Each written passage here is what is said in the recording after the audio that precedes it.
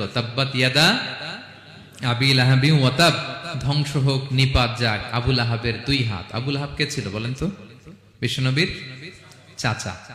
তো এই আয়াত যখন নাজিল হলো, চাচার বদনাম যখন এই আয়াতে আসলো, চাচি উম্মে জামিল খুব রেগে গেল।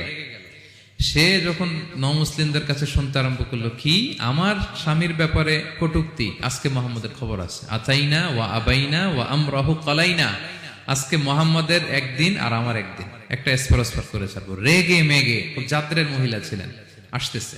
তো বিষ্ণু ইসা ইসলাম কাবা ঘরের পাশে আবু বকর রাদিয়াল্লাহু তাআলা আনহুকে নিয়ে বসা।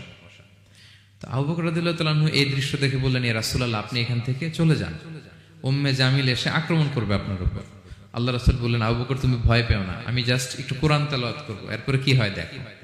বিষ্ণু ইসা ইসলাম কোরআন তেলাওয়াত করতে লাগলেন।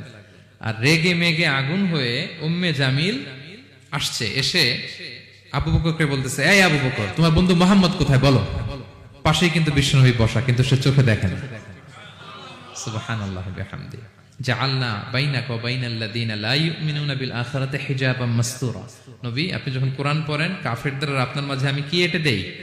পর্দা এঁটে দেই, ওরা দেখে না।